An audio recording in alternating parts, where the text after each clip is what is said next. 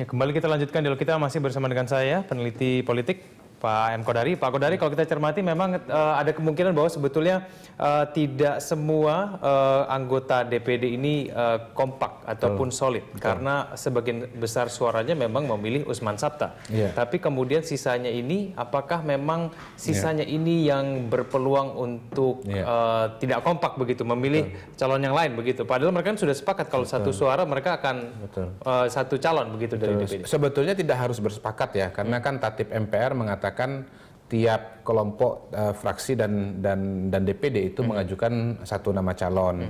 Jadi ya memang kemudian kemarin voting karena tidak ada kesepakatan, kesepahaman untuk mengajukan satu nama saja. Ada sekian banyak nama dan untuk bisa mengerucutkan satu nama itu akhirnya dilakukan voting.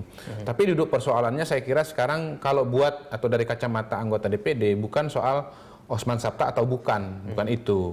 Mungkin soal dekat atau tidak dekat, mendukung atau tidak mendukung Osman Sabta itu baru akan termanifestasi pada saat misalnya voting ya, kalau sudah ada paket pimpinan MPR. Persoalannya saya kira sekarang adalah mengenai posisi Pak Osman Sabta sendiri yang dianggap punya warna politik tersendiri. Jadi beliau ini bukan orang yang mungkin bagi kelompok merah putih dianggap netral. Kalau kita lihat komposisi MPR itu kan sebetulnya dari 5 nama itu 1, 2, 2 atau 1 kalau kita bicara komposisi yang ditawarkan oleh Koalisi Indonesia Hebat itu kan 1, 2, 2. 1 dari DPD, 2 dari Koalisi Indonesia Hebat, kemudian 2 lagi dari Koalisi Merah Putih. Nah, kalau Osman Sabta yang dijadikan pimpinan MPR itu sebetulnya buat secara politik buat KMP itu bukan 1, 2, 2, tapi 3, 2. Karena sejarah Osman Sabta dalam Pilpres kemarin itu mendukung Jokowi JK dan lebih ke belakang lagi memang sudah lama berseteru dengan Prabowo mengenai jabatan ketua HKTI begitu, itu yang jadi persoalan. Mungkin sebetulnya bisa saja nama Osman Sabta misalnya diajukan ke dalam paketnya KMP, tapi mungkin KMP merasa tidak nyaman. Pak Prabowo sendiri sudah kelihatan responnya, dia mengatakan kan ada nama-nama cadangan juga, dia bilang tidak mesti satu nama itu. Jadi nanti bisa saja sebetulnya kejadian Osman Sabta masuk menjadi salah satu bagian dari pimpinan MPR, mungkin tidak ketua ya, tapi sebagai wakil ketua, dan 4 yang lain itu datang dari partai KMP begitu. Cuman persoalannya kan sekarang ya mau nggak menerima Osman Sabta Odang sebagai pimpinan MPR? Saya kira masih diperjuangkan oleh KMP kalau bisa bukan Osman Sabta tapi ada nama yang lain. Nah, DPD sendiri memang bahasanya yang keluar tadi malam itu juga menimbulkan multitafsir. Mereka mengatakan kita mengajukan ada versi yang mengatakan begini, kita calonnya Osman Sabta, tapi ada juga calon kita sebetulnya 3 gitu. 1 Osman Sabta suara terbanyak, tapi ada juga cadangan 2 yang lain. Kalau terjadi sesuatu dan lain hal misalnya begitu. Nah, sesuatu dan lain hal ini kan macam-macam juga begitu.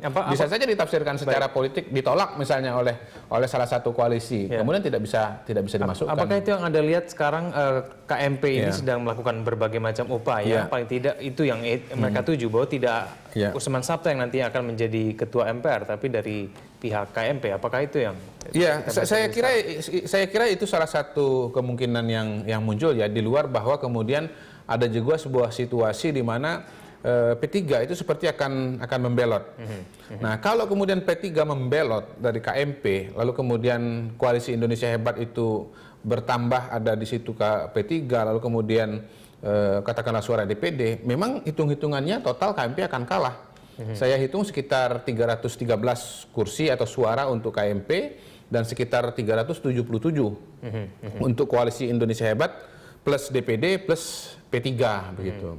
Walaupun sebetulnya kalau misalnya KMP mau mengakomodasi P3 ke dalam susunan KMP dan KMP-nya solid, KMP akan tetap menang sebetulnya, bisa sekitar 350 dibanding dengan 330 sekian gitulah.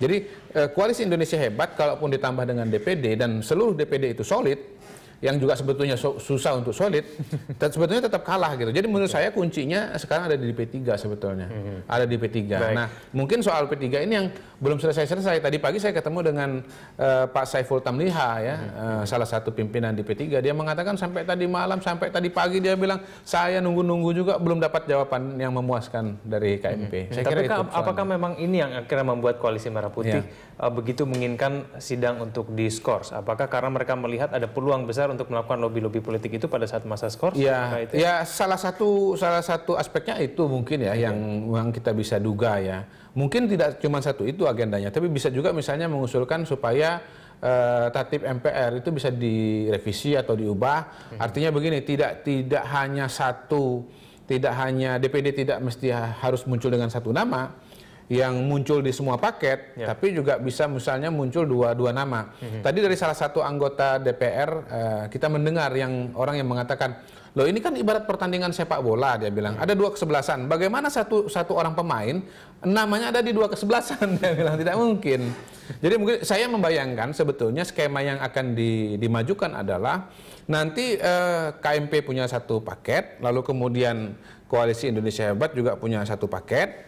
Kemudian ibaratnya ya silakan di voting unggul yang mana. Cuman kan persoalannya di paketnya KMP dengan paketnya KIH, sekarang kalau pakai tatip yang ada, itu satu nama saja gitu loh. Di KIH ya Osman Sabta, di KMP juga Osman Sabta. Betul. Mungkin yang diinginkan atau diharapkan, di paketnya KIH ada Osman Sabta, tapi KMP boleh dong kalau misalnya ada nama katakan misalnya Ahmad Mukoam misalnya begitu. Atau Aim Fatwa, dua nama yang perolehan suaranya ada di bawah Osman Sabta dalam pemilihan tadi malam.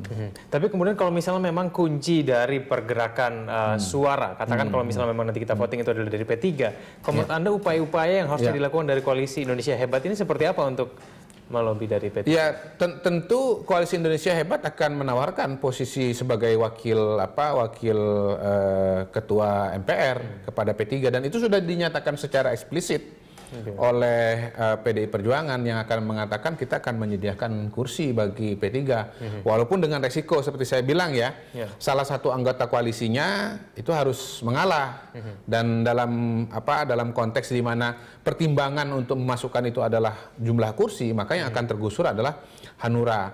Tapi mungkin tidak mudah juga buat P3 untuk mengambil keputusan semacam itu. Karena apa? Sampai dengan hari ini mereka sebetulnya mendapatkan jatah juga di DPR, bukan sebagai ketua atau wakil ketua DPR, tapi sebagai pimpinan komisi begitu. Nah, kalau misalnya P3 itu nyebrang kepada Koalisi Indonesia Hebat, jangan-jangan jatahnya di DPR ini nanti hangus gitu loh. Sementara jabatan-jabatan di DPR per hari ini, kalau kita melihat konstruksi ketatanegaraan kita, melihat Undang-Undang Dasar, wewenang itu jauh lebih besar dalam konteks DPR begitu. Kegiatan yang rutin hari-hari, wewenang, pengawasan, legislasi, kemudian anggaran itu adanya di DPR. MPR ini kan sebetulnya lebih banyak seremonial. Jadi ada dua ekstrim fungsi dari MPR itu. Pertama yang sifatnya seremonial, kemudian langsung loncat ekstrim yang sangat strategis dan maha penting, tapi jarang terjadi. Misalnya seperti katakanlah kalau mau ada impeachment, mau ada amandemen Undang-Undang Dasar 45 dan seterusnya begitu. Jadi kalau kita sekarang kembali kepada P3, di mana sebetulnya yang akan menjadi pertimbangan mereka begitu. Nah, saya mendengar bahwa P3 sebetulnya sudah sepakat tidak mau ambil posisi wakil ketua MPR begitu loh. Dan mereka menyadari bahwa dari KMP itu mungkin juga ya kita ini anggota KMP, tapi kita nggak bisa sama dengan yang lain. Kenapa? Posisi kita ini lagi pecah belah gitu loh. Sebagian dari badan kita ini ada yang ke Prabowo, ada yang kepada Jokowi. Nah, mungkin selama ini ada pemahaman semacam itu, tapi ya mungkin harus tanya dengan teman-teman P3, kenapa sekarang seperti mau ngotot bahwa wakil P3 itu harus masuk dalam pimpinan MPR. Apakah berarti kemungkinan untuk melakukan voting ini lebih besar sekarang dibandingkan dengan rencana awal musyawarah mufakat? Saya kira dari awal dengan melihat konstelasi yang sebelum-sebelumnya ya memang arah yang paling realistis itu adalah voting gitu lah. Sulit untuk mengharapkan musyawarah untuk mufakat. Kalau voting berarti sudah hampir bisa kita katakan bahwa nanti Koalisi Merah Putih kembali akan menang kalau kita lihat komposisi. Kalau situasinya linear seperti kemarin, di mana misalnya P3 itu masih menjadi bagian yang utuh dari KMP, ditambah dengan Demokrat, itu memang masih unggul. Bahkan sekalipun apabila KIH itu didukung oleh DPD gitu. Masih unggul, hitung-hitungannya masih unggul. Tapi persoalannya kan sekarang P3 ini seperti mau balik badan gitu loh.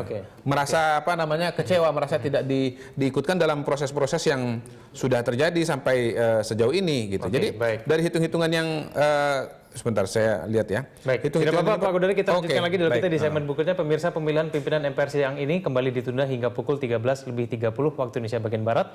Namun disepakati setelah skor dicabut akan dilanjutkan dengan agenda pandangan dari masing-masing fraksi. Dialog Special Report pemilihan pimpinan MPR akan kembali setelah jeda berikut.